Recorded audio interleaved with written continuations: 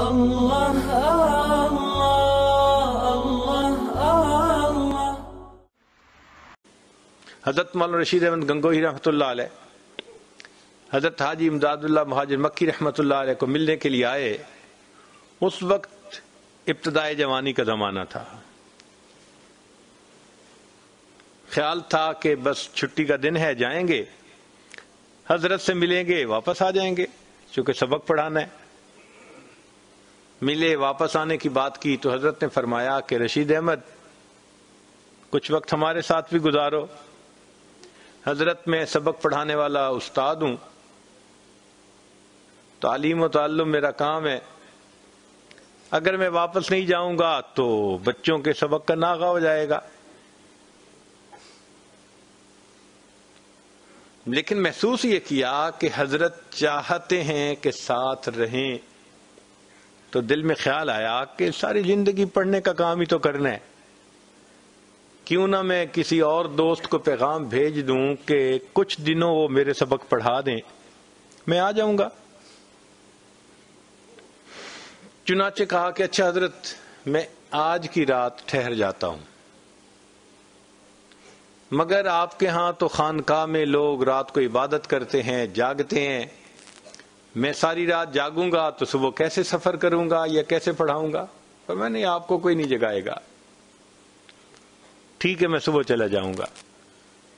جب یہ کہا کہ صبح چلا جاؤں گا تو حاجی صاحب نے اپنے خادم کو کہا کہ میاں رشید احمد کی چارپائی ہمارے چارپائی کے قریب بچھا دینا۔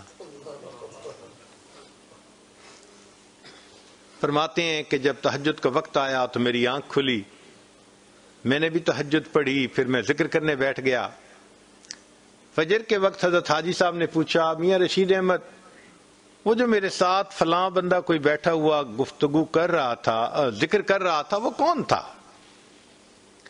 تو کہا حضرت وہ میں ہی تو تھا۔ تو حضرت نے فرمایا کہ میاں رشید احمد، جب ذکر کرنا ہی ہے تو سیکھ کے ذکر کر لو۔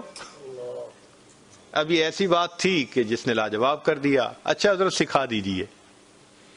حضرت نے بیعت فرما لیا، سکھا دیا۔ بس ذکر سیکھتے ہی کیفیت بدل گئی۔ دل نے کہا کہ اب چونکہ شیخ چاہتے بھی ہیں، میں 1 مہینہ رک جاتا ہوں۔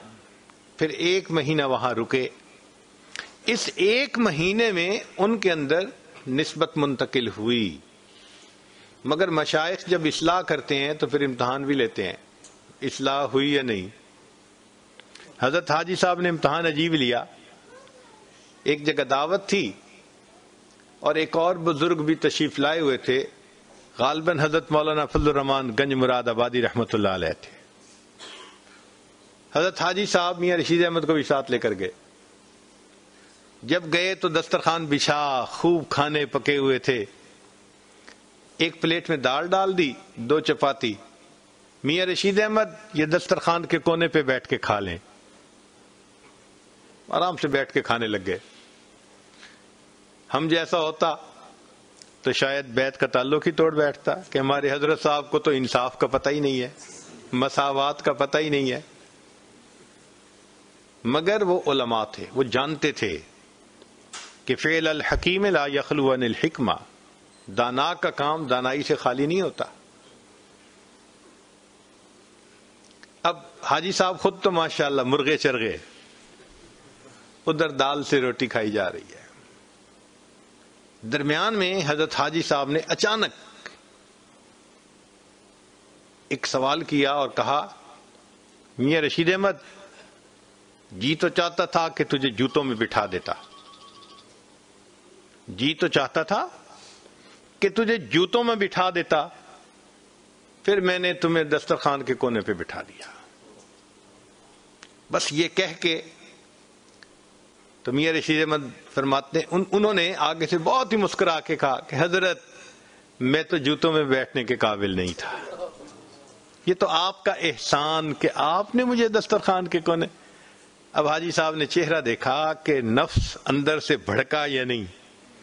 جب عاجزی والا جواب سنا تو فرمایا الحمدللہ، اب نفس مر چکا، اب طبیعت میں عاجزی آ گئی۔ تو حاجی صاحب نے اس کے بعد نسبت کی بشارت عطا فرما دی۔